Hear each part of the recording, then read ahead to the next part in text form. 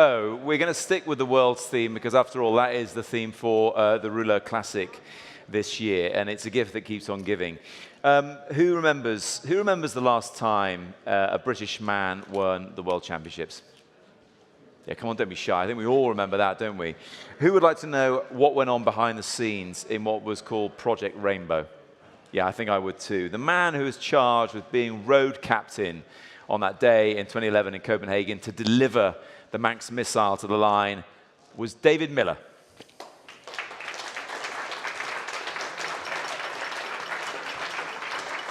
Thanks, Matt. David, good to see you. Good to see you as always. Always so much to talk to you about, but we are going to zone in on what was Project Rainbow. And it predated the actual race day by quite a long way. So what was the sort of genesis of the idea that Copenhagen could provide the first winner of the rainbow jersey since Tommy Simpson?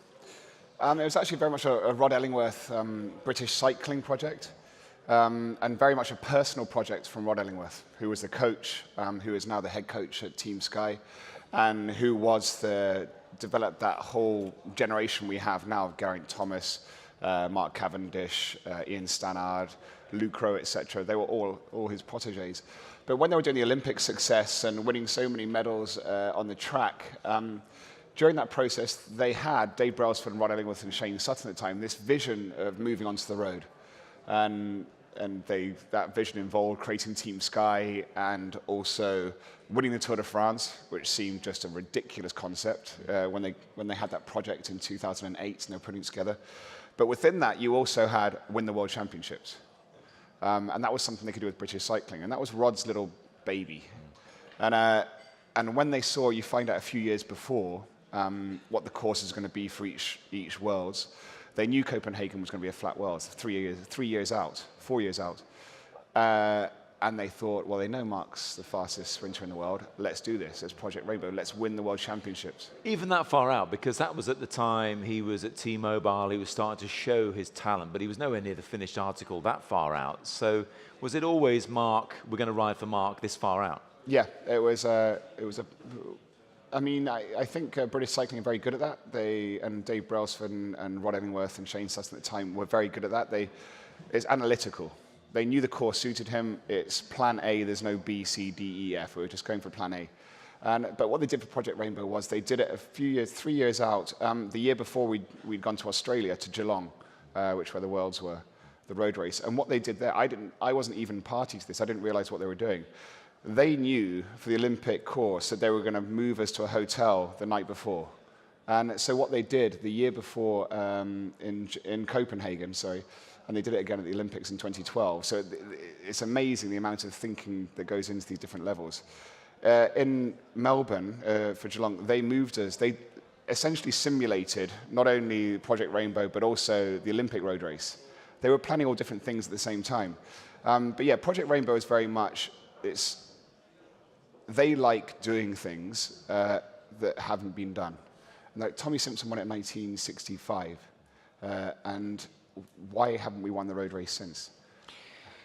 It was, as you say, wrapped up in the sort of creation of Team Sky with Dave and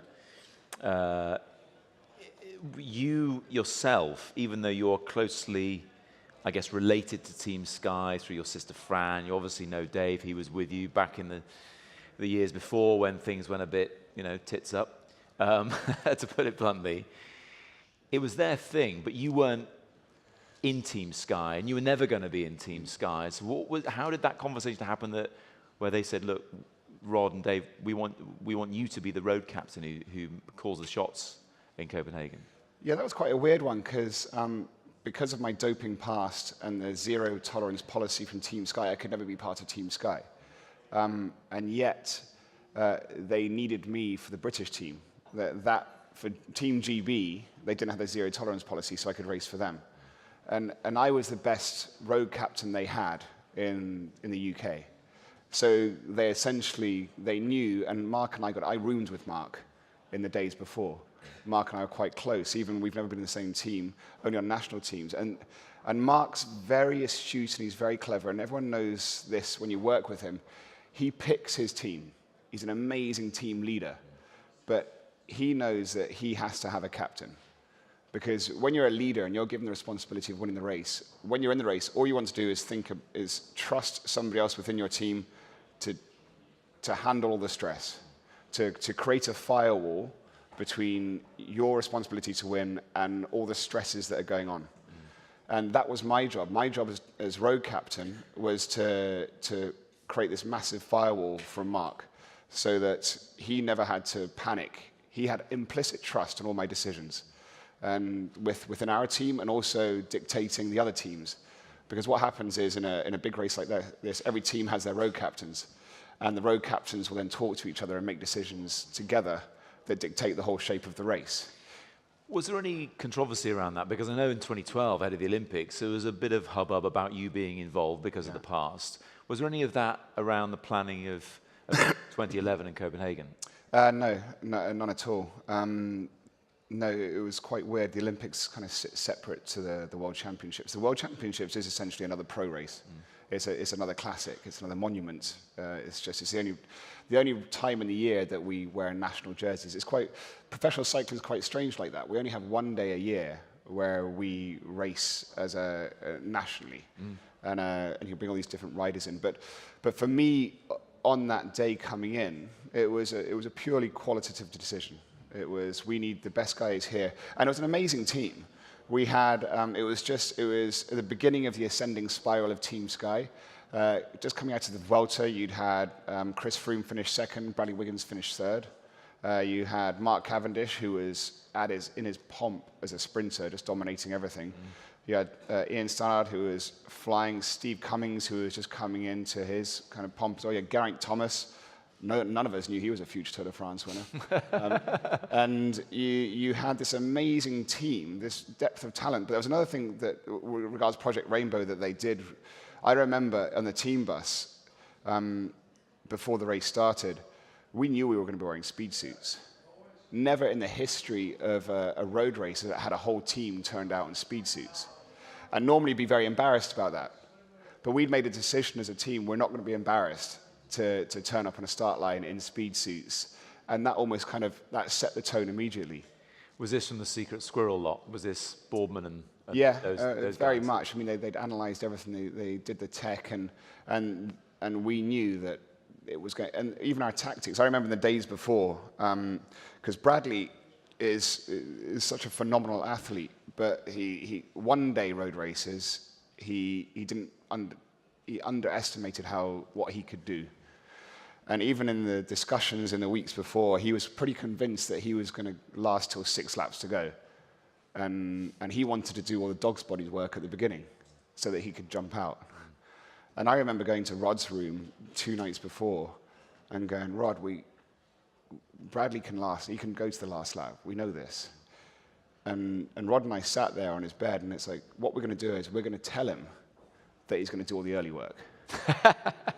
And so he actually started the race that day thinking that he was going to do the early work that Steve Cummings and Chris Froome did.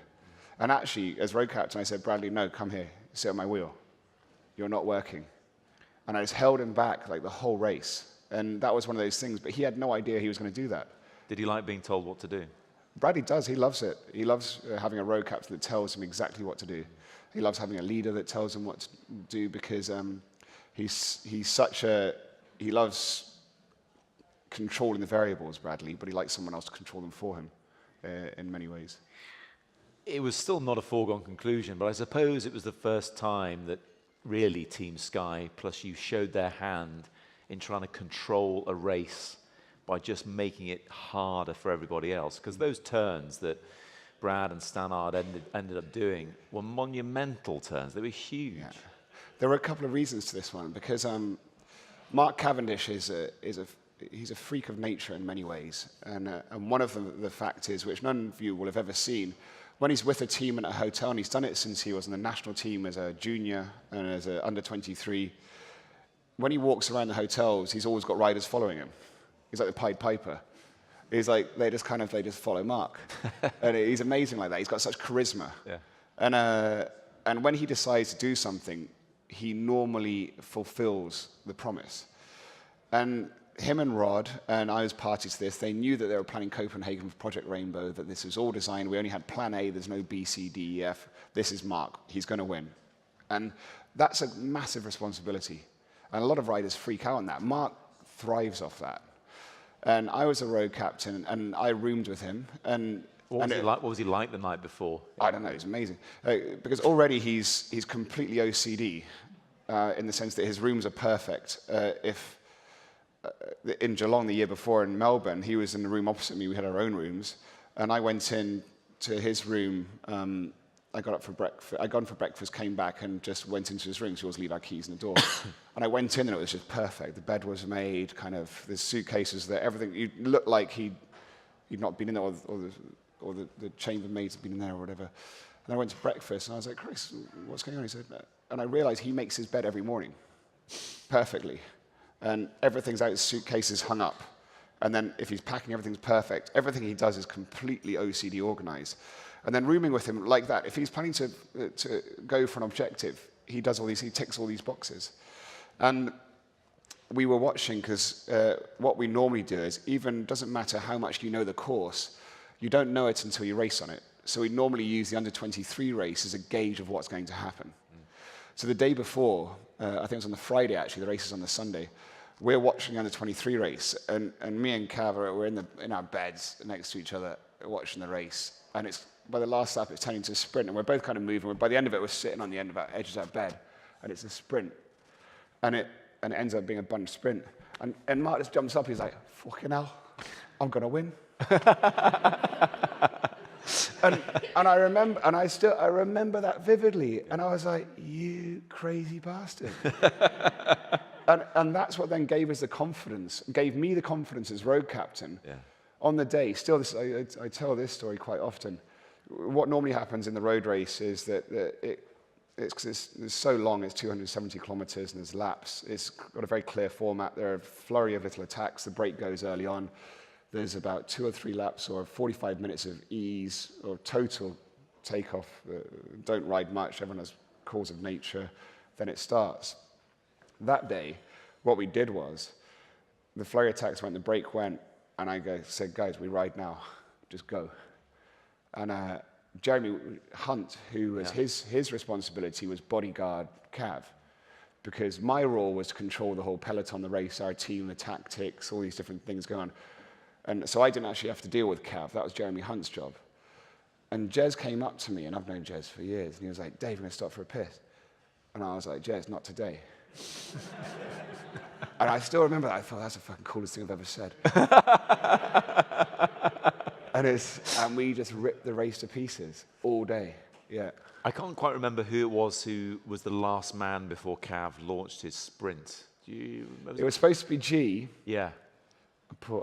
Yes, it didn't quite go right, did it? That's no, I know, and this again, because by the time it was the last lap, I was completely spent, and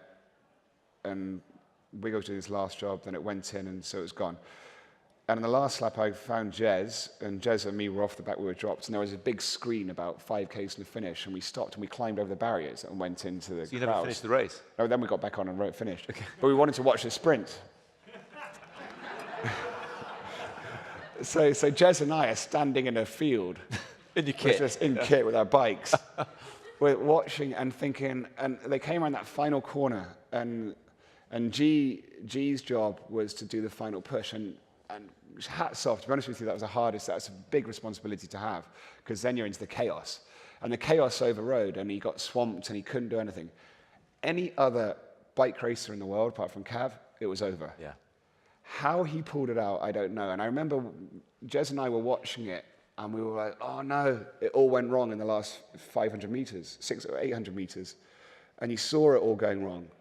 And it felt it, and it still gives me goosebumps, and I thought, it's done. And then Cav somehow found a gap. But it was, so that's what you can do. You can do that for 7 hours, 6 hours, control everything. And it all comes down to those last 40 seconds. And Cav's the person that can always deliver in those last 40 seconds. It's phenomenal. I just remember shouting at a screen as well here in London, just phenomenal. And my wife still doesn't understand road cycling. Final question. What were the celebrations like? Yeah, good. We didn't have any celebrations planned. That doesn't sound like you. No, I then organised it. But yeah, and then it was Steve and I was like, right. So we then organised like nibbles and we had a really nice night actually in Copenhagen. Nothing really crazy or big. I remember vividly. So these are those magic days where when you accomplish something of that scale, you make sure when it's going on to remember it. And I remember we got back to the hotel one by one, and we're sitting in the foyer. And Froome Dog. I mean, we had no idea at the time that we also had 3 Tour de France winners there. It's crazy. It is crazy.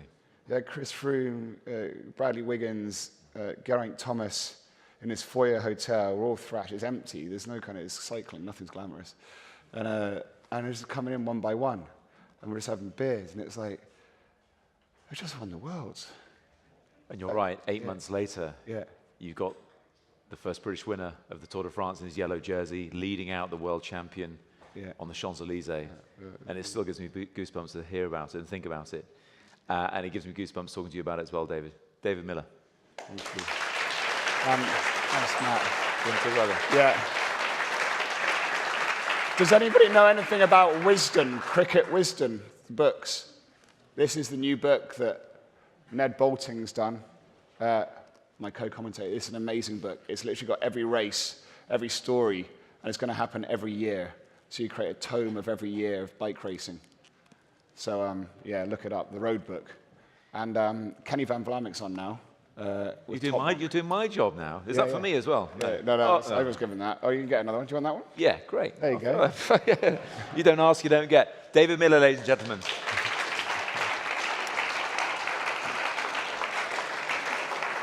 Actually, I think... Yeah, it's nice.